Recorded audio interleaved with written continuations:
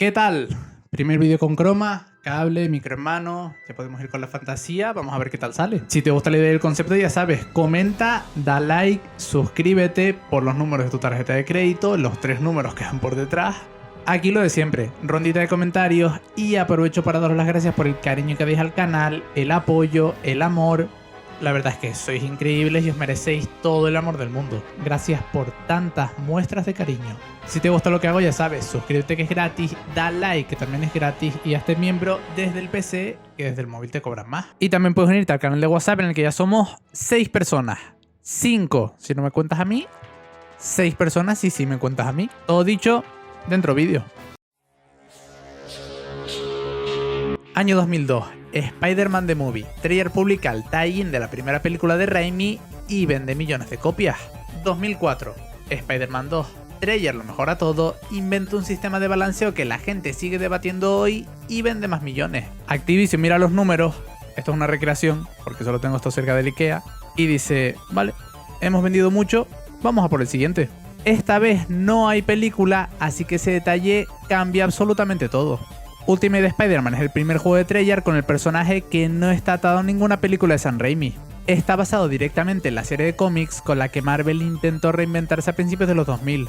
La línea Ultimate, concretamente Ultimate Spider-Man. Y eso significa que por primera vez en 3 juegos el equipo tiene libertad creativa real y libertad creativa total.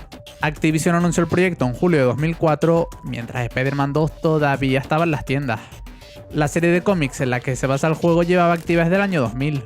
Brian Michael Bendis y Mark Bagley habían construido una de las colaboraciones más longevas de la historia del cómic americano, 111 números consecutivos juntos, superando el récord de Stan Lee y Jack Kirby con los 4 Fantásticos. Esto lleva a los creadores del cómic original a estar directamente implicados en el desarrollo del juego, lo cual no era habitual. Los créditos del juego listan a Brian Michael Bendis como codirector y aparece junto a Chris Bassi, el creative director de Treyarch. Bendis no fue el escritor contratado para adaptar su obra, sino que actuó como director de la misma. Esto significa que escribió el diálogo, escribió la historia y eligió a los actores de voz. En una entrevista en el E3 de 2005, Bendis describió la experiencia como tremendamente buena a nivel creativo y reconoció que probablemente le había mal acostumbrado para cualquier proyecto de videojuego futuro.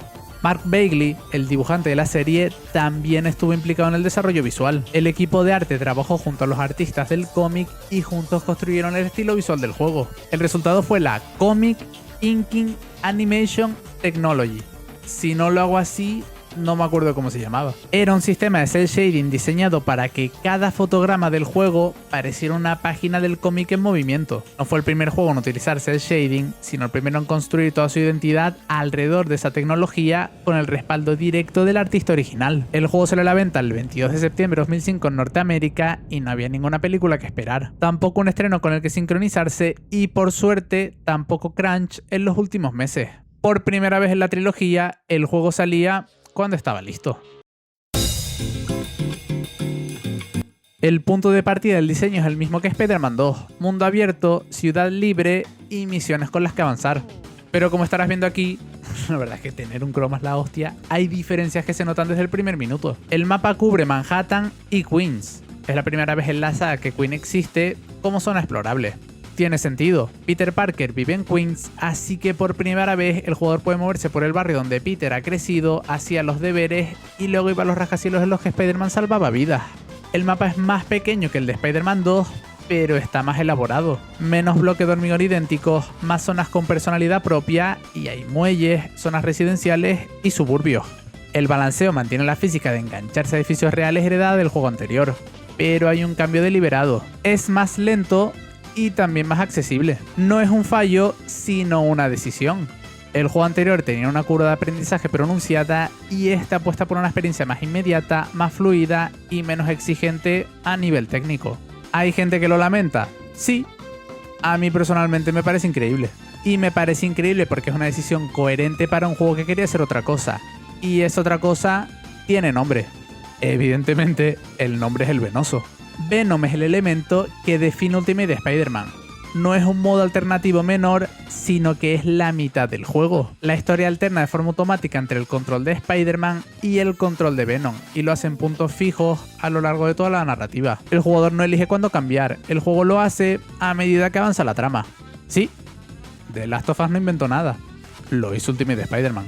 Y las diferencias entre los dos personajes son radicales por diseño. Spider-Man es ágil, rápido y preciso. Se mueve balanceándose, ataca con acrobacias, esquiva y usa las telarañas en combate.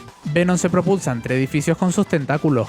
Ejecuta saltos de gran distancia, puede lanzar coches contra objetivos y puede absorber la vida de los humanos que encuentre para recuperar salud.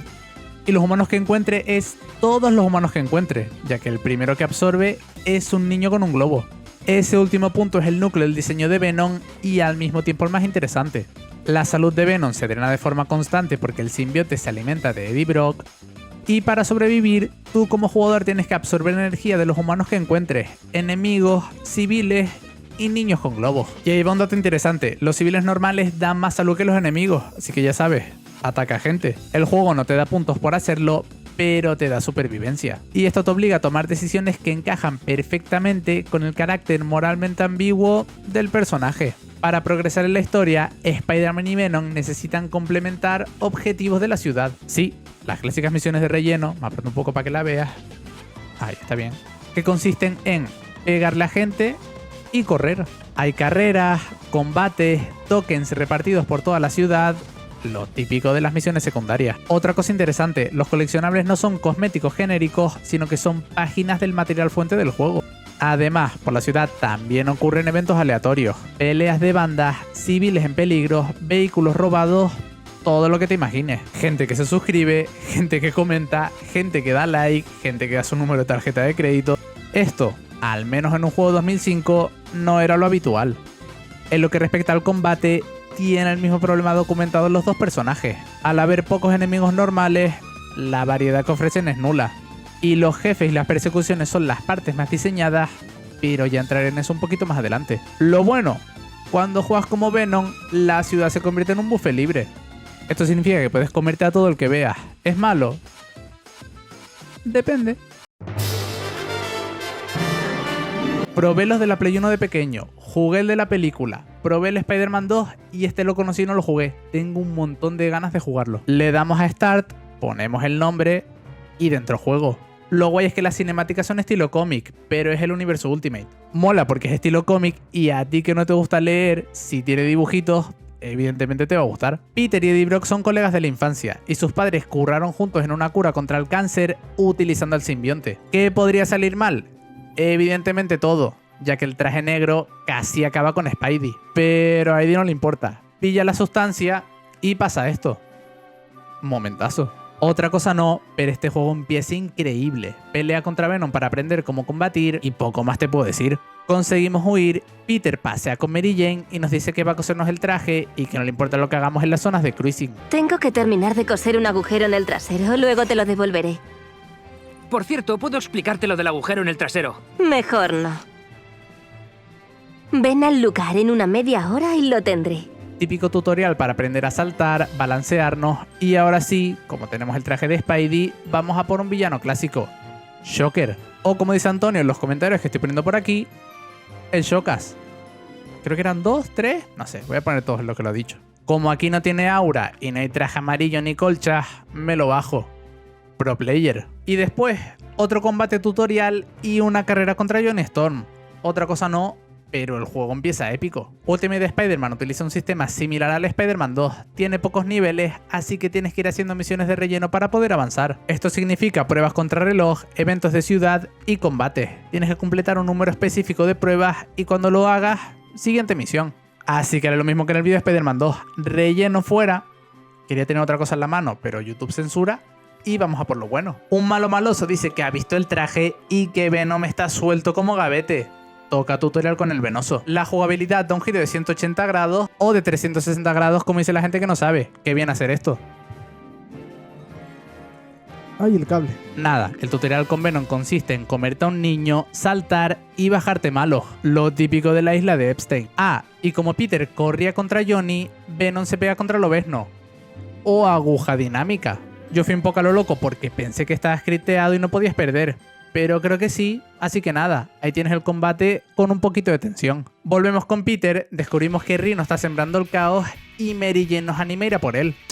El examen final de trigonometría está al caer. Llegas en 10 minutos, le das una patada en el pandero y en 10 minutos vuelves. Nah, Peter es un tipazo porque está preocupado por los exámenes. Peter, a diferencia de ti que estás viendo esto, sí está preocupado por los exámenes. Así que ya sabes, estudia y bebe agua. Salvamos a gente, vemos a Rhino, salvamos a más gente y llegamos a la fase 1 del combate. Hay que engancharse a la espalda, llevarlo al cemento y darle al interruptor. Facilísimo si eres un pro player. Ahora la fase 2. Peleita en un parking. Que viene a ser lo que hizo Marvel en Civil War porque no tenían derechos de los personajes. El combate no es difícil, pero sí es largo. Hay que esquivar, esperar a que embista una pared y cuando desaparecen las chispas, le golpeamos. Detrás de Rhino está Trask Industries y dentro un suscriptor promedio de eBay diciendo que por favor no le peguemos. Cuestión, mientras Spidey se replantea retirarse unos días, Eddie Brock ha vuelto a la normalidad. Lo malo es que Silver Sable y su equipo están tras él, así que Venom vuelve a salir y toca el clásico nivel de aguantar oleadas. Conseguimos huir, pero Sable nos tiene fichados. Ya con Spidey nos vamos con Mary Jane al museo. A Peter le duele la cabeza y eso significa sentido arácnido y eso significa problemitas. Aparece Eddie, se transforma en Venom y tenemos otra pelea, pero en el tejado del museo. Un poquito de variedad. Aunque no podemos usar telarañas, nos lo bajamos otra vez. 2 dedos contra el venoso. Aparece Sable con la peñita de S.H.I.E.L.D., nos pegan una paliza y se llevan a Eddie para estudiarlo. Pero no contaban con que Peter es un genio. Peter descubre que él y el venoso comparten ADN y se pone emo al sacarse sangre. El problema es que no sabe qué pasa con los simbiontes. Pero nosotros sí, porque somos más listos y estamos viendo el juego, así que vamos a avanzar. ¿Cómo? Haciendo misiones de relleno. Toda esta parte fuera. Eddie está en las instalaciones de Trask, conoce a Bolívar Trask y nos dice que el traje de Venom vale miles de millones de euros. Hasta aquí te prometo que el juego, increíble, pero llega al primer pico de dificultad y es perseguir a Electro. Como eres Venom, no te puedes balancear, solo puedes saltar y engancharte a los edificios, pero tampoco es muy recomendable. Lo mejor es saltar y mantener una altura más o menos buena, ya que si te caes perderás todo el progreso y tienes que volver a empezar. Y por si esto no fuera suficiente, Electro de vez en cuando lanza una onda eléctrica que te golpea y te puede hacer empezar todo otra vez si pierdes distancia. Así que sí, momento pico de dificultad y súper desesperante porque lo más normal es que pierdas una vez y otra y otra y otra. Por si todo esto no fuera ya muy complicado, toca pelear contra Electro en Times Square en una pelea que tiene 500 fases. Aparece Spider-Man, Electro se lo baja y toca protegerlo. Ahí ya tenemos un problema. El otro es que cada vez que te lo vas a bajar, Electro se convierte en su versión Plus Pro Max. Así que la pelea se complica de verdad. La clave es pillar coches, lanzárselos y golpearle. Pero si pierde mucha vida se va, recupera energía y vuelve. Vamos, hay que aguantar hasta que se quede sin carteles y ahí ya nos lo bajamos para dejarlo como el personaje al principio de Dark Souls. Aparece Nick Fury, Venom huye, detiene a Electro y Spidey se cabrea. ¿Por qué no pudo? Peter, tienes que calmarte. Lo que tengo que hacer es dejar de estar a punto de morir a manos de gente idiota. Eso es lo que tengo que hacer. Y después de todo esto, ¿qué pasa? Que entrar en ser al escarabajo. Tú dirás, ¿por qué? No sé. Hay que rellenar el juego. El Duende Verde, que es más Hulk o Abominación que Duende Verde, está en un tanque de agua y el escarabajo llega hasta él. Nick Fury y lo que yo creo que es la Viuda Negra hablan de ocultar sus planes a Spidey y mientras Spidey persigue al escarabajo. Este es el clásico momento de persecución. Seguimos al malo, salvamos gente y vamos avanzando hasta pillarlo. ¿Y cuál es el premio al pillarlo? Peleita en el andamio. Supongo que está bien. La mecánica está guay. Eso sí, cuidado si te vas muy lejos, que se acaba el combate. El escarabajo huye y todo apunta a la embajada de Latveria, pero de momento nos vamos con Eddie. Eddie cuenta que estar cerca de Spider-Man se siente rico y de paso vende a Peter. El traje fue construido con el ADN de Richard Parker y... ¿su hijo es Spider-Man? Se transforma en el venoso, cae desde el aire con Silver Sable y tenemos una pelea en el suelo. La verdad que esta parte está bastante bien. Al terminar toca otro clásico de Venom, sobrevivir a oleadas, por lo que te tienes que bajar malos e ir saltando entre edificios. La pena de este juego es que es corto y un poquito repetitivo. Los próximos 15 minutos van a ser oleadas de peña de Sable y tú saltando con Venom para huir. A ver, técnicamente no está mal, pero el juego dura 3 horas. 3 horas menos 15 minutos, a los cálculos tú, que yo soy de letras. El venoso pilla la nave, la hunde en el río y Sable no se rinde. Mary le pregunta a Peter por teléfono que qué lleva puesto, pero Peter está foreando en Reddit y no le hace ni caso. Y por algún motivo, publicidad loquísima de Nokia, porque queda súper claro que Nick Fury llama desde un Nokia. Fury nos dice que no la liemos y que no vayamos a la embajada.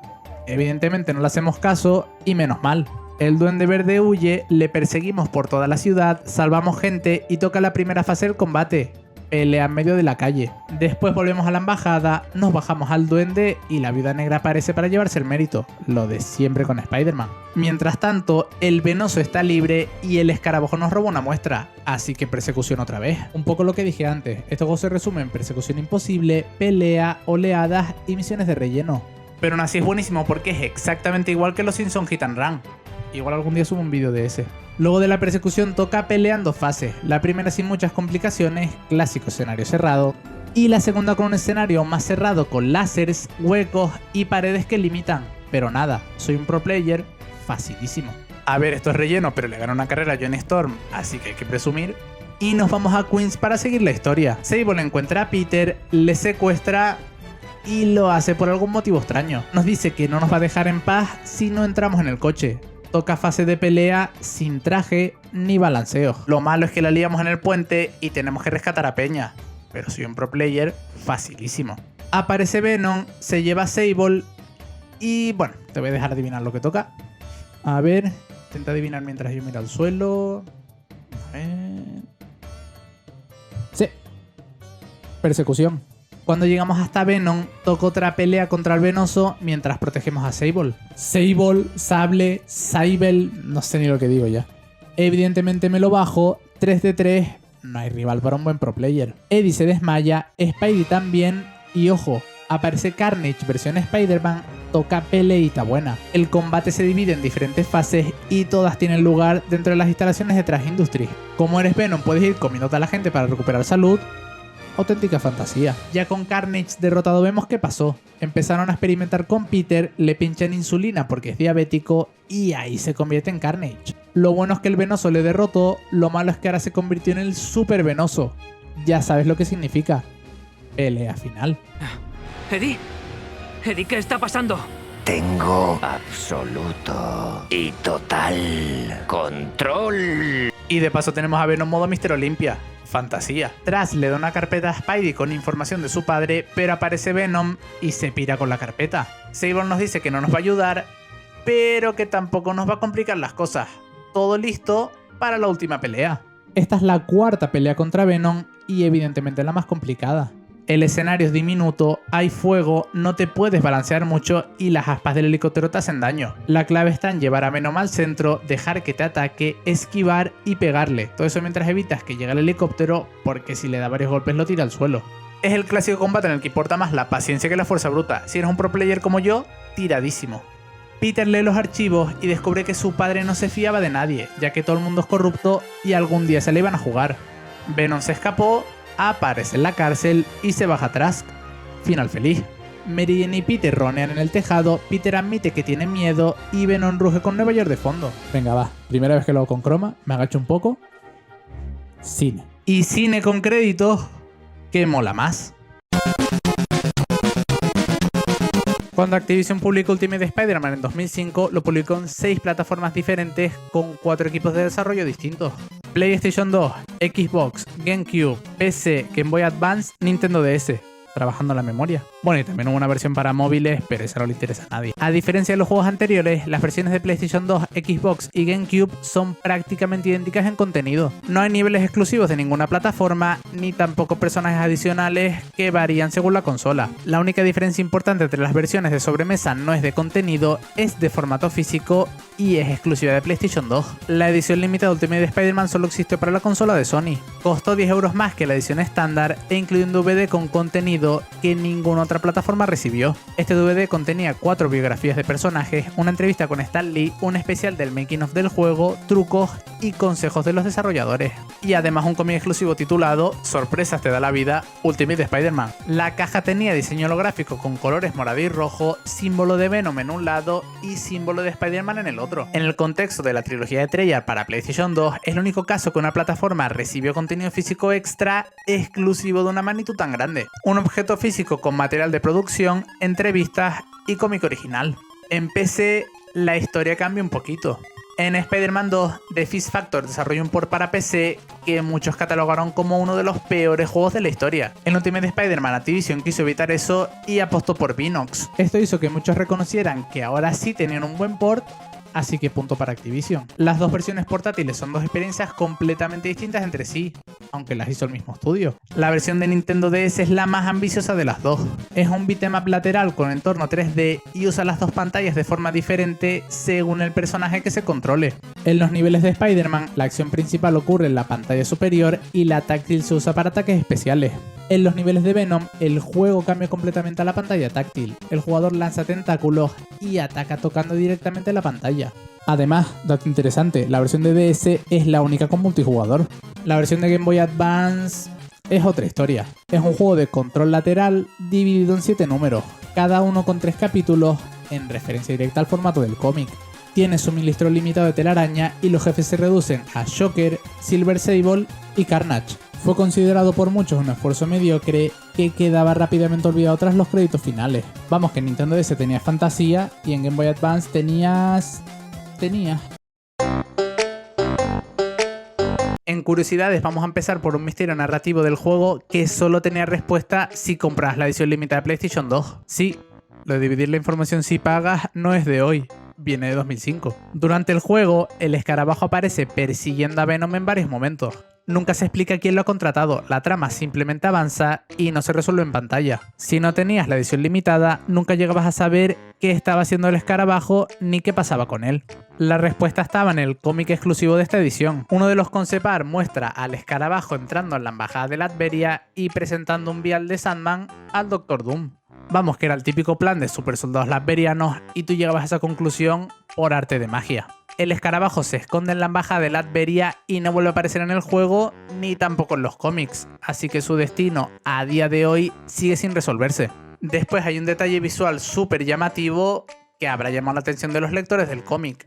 El Venom del universo Ultimate no tiene la araña blanca en el pecho. Este es uno de sus rasgos visuales más característicos frente a su versión del universo principal. Al final del juego, cuando Venom absorbe a Carnage y asume el control completo del simbionte, la araña blanca aparece de golpe en el modelo del personaje. No hay una declaración del equipo, así que no sabemos si fue una decisión intencionada o un guiño al diseño clásico. Lo que sí está documentado es que funcionó como golpe visual que pilló completamente por sorpresa a los fans del cómic que jugaron al juego. Y hablando de detalles que pillan por sorpresa, el primer objetivo de Venom en el tutorial. La mecánica de absorción de vida se enseña con una víctima concreta. El primer ser humano que el jugador absorbe como Venom en el tutorial es un niño que está sosteniendo un globo. No es accidental, ya que los jugadores de Spider-Man 2 recordarán que las misiones de los niños con los globos eran uno de los elementos más odiados del juego anterior. ¿Y qué hizo Treyarch? Un chiste, si odiabas las misiones de globos, ahora te vas a poder comer al niño. La banda sonora fue compuesta por Kevin Matty, el mismo Kevin Matty que había compuesto parte de la banda sonora de Invader Sim, la serie de animación de Nickelodeon de John M. Vázquez. Yo honestamente no conozco la serie, pero si el nota se llama Vázquez, tiene que ser familia de Giovanni Vázquez, así que la serie tiene que ser buena. La conexión entre una serie de humor negro sobre un alienígena conquistador y un juego de Spider-Man es súper inesperada. El resultado es una banda sonora que los fans del juego señalan consistentemente como uno de los puntos más fuertes del mismo. Bendis, además de escribir el diálogo, eligió personalmente a cada actor de voz del juego para asegurarse de que encajaran con su visión de los personajes. El resultado caló de forma tan profunda que muchos lectores del cómic que jugaron primero al juego afirman que cuando leen los cómics de Ultimate de Spider-Man escuchan las voces del juego en su cabeza. Especialmente la de Sam Marquit como Spider-Man y la de Arthur Burgant como Venom. Y finalmente, los easter eggs del escenario que solo detecta quien conoce los cómics. Por la ciudad pueden verse carteles de un show de televisión de Kraven el Cazador, la empresa de demolición de coches de Alex O'Hearn, el alter ego de Rhino, y un cartel gigante promocionando una película llamada Arachnoman, parodia directa de Spider-Man dentro del universo Ultimate. El Sanctum Sanctorum del Doctor Strange también está en la ciudad y lo puedes ver desde el aire. Y esto era increíble porque incluir referencias a otros héroes del universo Marvel en el escenario sin función narrativa era algo todavía poco común. Hoy te lo esperas, pero en 2005 no. El juego salió a la venta el 22 de septiembre de 2005 y aunque no hubiera película que lo impulsara, en noviembre se convirtió en el juego más vendido del catálogo de Activision ese año. Como punto de partida, eso dice bastante. La recepción crítica fue positiva, pero desigual. Y el contexto lo explica todo. Spider-Man 2 cerró con más de 80 en Metacritic y Ultimate Spider-Man estuvo cerca, pero no llegó a las mismas notas. A ver, son buenas notas, pero ¿cómo le justificas a tu madre que has hecho un trabajo mejor y los exámenes ya no tienes un 8, sino un poquito menos? La prensa lo calificó como uno de los mejores videojuegos de cómics jamás hechos y además añadieron que desde el punto de vista de un fan del cómic era básicamente el santo grial del videojuego basado en el cómic, aunque no todos compartieron esa emoción. Algunos dijeron que el juego podía capturar perfectamente la esencia visual de un cómic, pero a nivel jugable supone un retroceso en casi todos los apartados. En cierto modo es un juego de Schrödinger, porque ambas cosas son ciertas y falsas al mismo tiempo. Los elogios de la época apuntaban siempre a tres cosas: el estilo visual, la experiencia de jugar como Venom y la fidelidad al tono de los cómics. Las críticas apuntaban a la duración, la repetición de las misiones secundarias y el balanceo más lento respecto a Spider-Man 2. Aunque a nivel legado, hay una cosa que ha generado muchísimo más debate.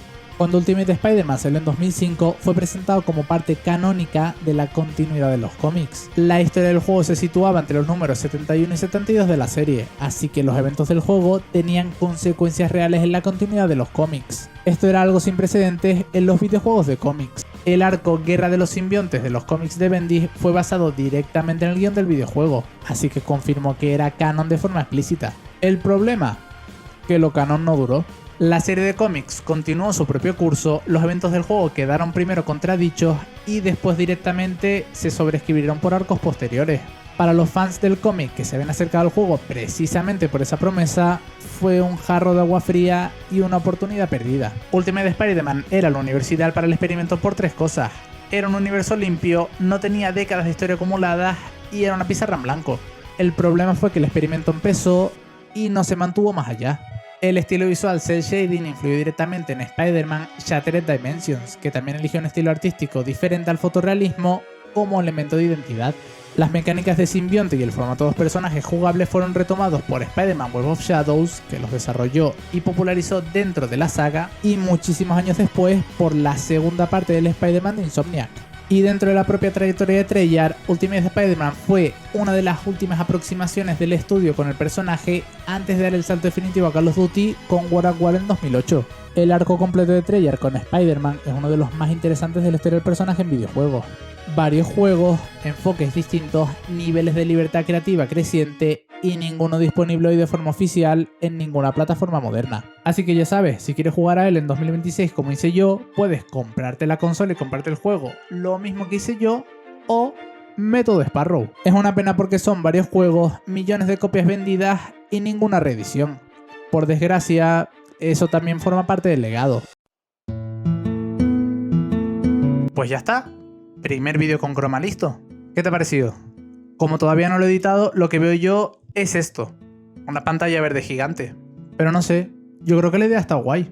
Ya me dirás tú. Aquí tenemos lo de siempre. Comentario de miembros, gente que paga €1 al mes y sale aquí. Fantasía. Paga si quieres salir. Y como la fantasía no para, tenemos la lista de gente bonita. Mira, mira qué precioso. Y por €1 al mes. Impresionante. Y ahora la fantasía final de los miembros. Momento libreta. John González, Jesús Zaragoza, Franco Torres, Juan B, Space Michael, Sabrina Barreto, Garbo, Seldave, Rowler, Jesús Pérez, Derek Altami, Rafael, El Viejo Samsung, Sarasa y Sinuoy. ¿Y qué pasa después de leer nombres? Se tira la libreta y se acaba el vídeo. Nos vemos en la próxima.